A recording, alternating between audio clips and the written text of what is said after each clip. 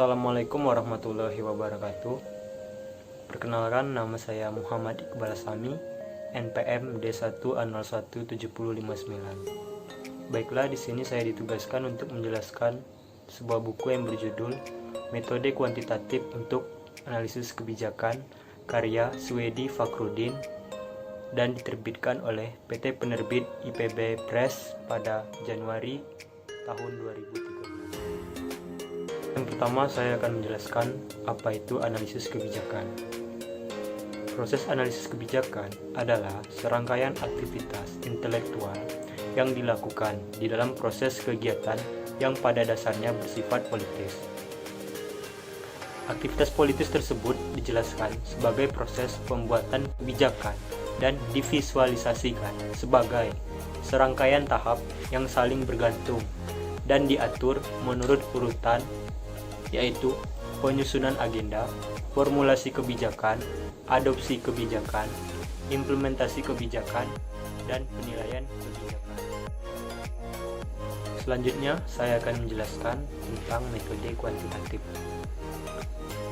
Pendekatan kuantitatif pada umumnya tidak banyak menimbulkan perdebatan dibandingkan dengan kualitatif, karena lebih terukur dan melibatkan penggunaan data seperti data numerik, sehingga dapat mengurangi subjektivitas atau bersifat bias. Pendekatan kuantitatif dapat membedakan variabel secara lebih mudah, sehingga dapat dimodelkan dengan berbagai model statistik dan dapat membuang faktor-faktor yang tidak terkait dengan objek penelitian. Selanjutnya yaitu pendekatan partisipatif. Pada awalnya, pendekatan partisipatif lahir sebagai kritik terhadap metode-metode penelitian konvensional. Dua di antaranya banyak metode penelitian konvensional yang menjadi sasaran kritik, antara lain penelitian-penelitian yang terlalu banyak menggunakan logika Shane dan penelitian-penelitian etnometodologi. Sebagai alternatif, dimunculkanlah pendekatan partisipatif. Kepentingan pendekatan ini adalah pelibatan masyarakat.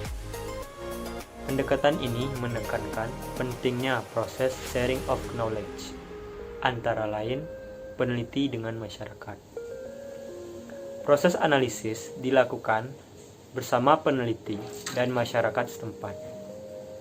Hasil analisis tersebut langsung dikembalikan kepada masyarakat setempat untuk disusun secara tindakan bersama. Ukuran dari pendekatan ini adalah terjadinya perubahan sosial. Selanjutnya yaitu analisis multikriteria. Analisis multikriteria merupakan metode analisis kuantitatif yang membantu memudahkan pengambilan keputusan dari berbagai situasi pengambilan keputusan dengan berbagai opsi yang tersedia. Pengambilan keputusan seringkali tidak mudah dilakukan apabila menyangkut berbagai kriteria maupun dampak yang mungkin timbul terhadap berbagai pemangku kepentingan. Selanjutnya yaitu analisis stakeholder. Analisis stakeholder merupakan alat penting dalam mengidentifikasi para pelaku pembangunan. Pelaku pembangunan ini meliputi orang dan organisasi yang terlibat ataupun terkena dampak dari suatu perencanaan. Pemahaman yang jelas atas peran dan kontribusi potensial dari berbagai stakeholder merupakan prasyarat utama bagi proses perencanaan partisipatif.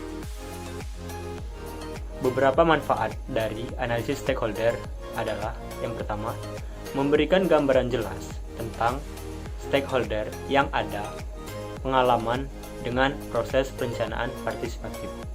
Yang kedua, memberikan kesempatan semua pihak untuk memahami kondisi dan dinamika masyarakat. Selanjutnya yang ketiga, memberikan data yang diperlukan untuk menentukan tujuan, sasaran, dan teknis pelaksanaan perencanaan pembangunan. Yang keempat, menyediakan data dasar bagi kepentingan evaluasi dan monitoring perencanaan partisipatif.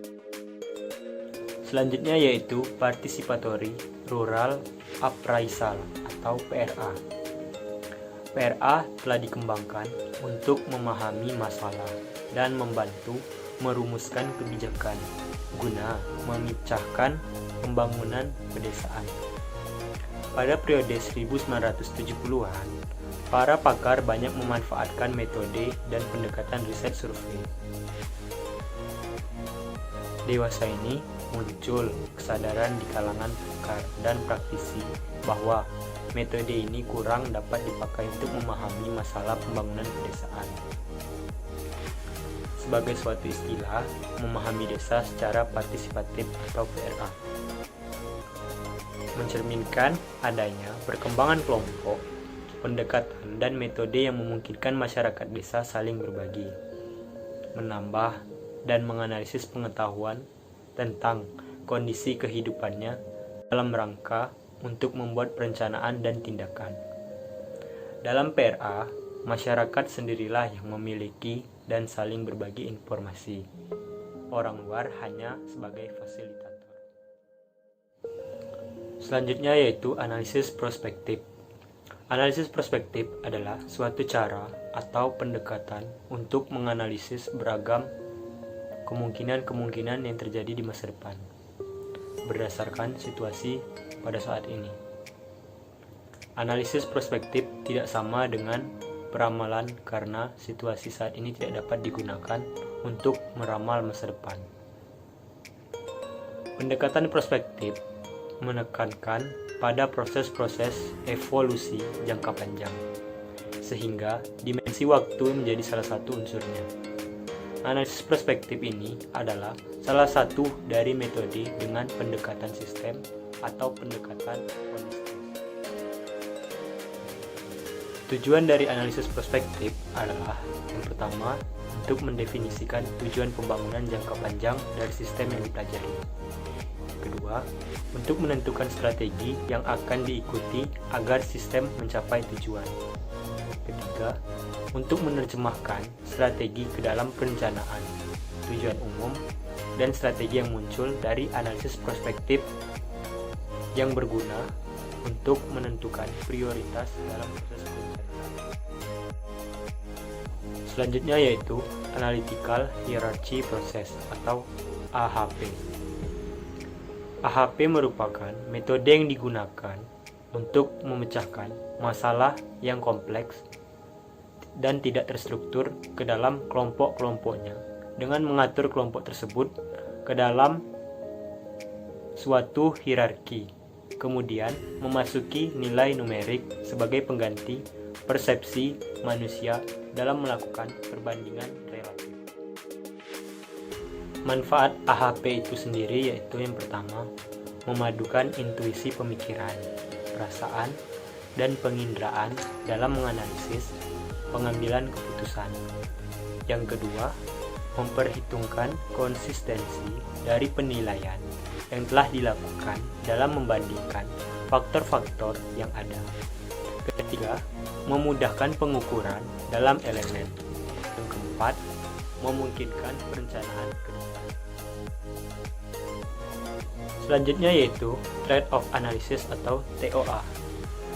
TOA merupakan sebuah proses di mana stakeholder dilibatkan untuk mempertimbangkan strategi-strategi pengelolaan yang berbeda dan secara tegas menentukan prioritas kegiatan.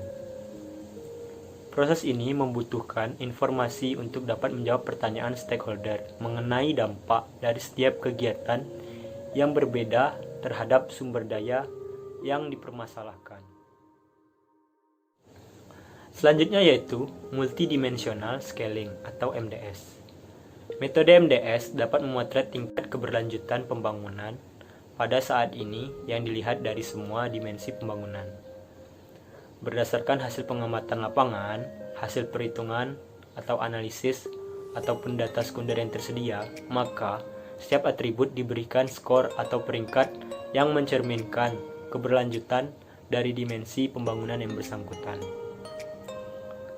Skor ini menunjukkan nilai yang buruk di suatu ujung dan nilai yang baik di ujung yang lain. Nilai buruk mencerminkan kondisi yang paling tidak menguntungkan bagi sistem pengelolaan, Sebaliknya, nilai baik mencerminkan kondisi yang paling menguntungkan. Di antara dua ekstrim nilai ini terdapat satu atau lebih nilai antara bergantung dari jumlah peringkat pada setiap. Selanjutnya yaitu implikasi. Berbagai software telah dikembangkan untuk membantu proses analisis tersebut.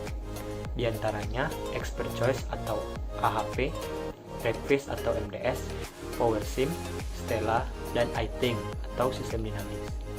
Bahkan yang sederhana seperti Microsoft Excel dapat digunakan untuk AP, MPE, TOA, dan AHP.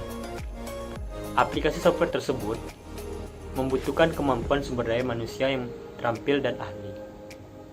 Keahlian dibutuhkan bukan hanya pada keterampilan menjalankan software tersebut, tetapi yang lebih penting adalah kemampuan untuk menerapkan disiplin ilmu yang dimiliki ke dalam sistem terpadu dan ditransfer ke dalam model yang appropriate sehingga dapat mewakili keadaan yang sebenarnya. Demikianlah penjelasan singkat dari saya. Semoga apa yang saya sampaikan bermanfaat dan terima kasih atas perhatiannya. Wassalamualaikum warahmatullahi wabarakatuh.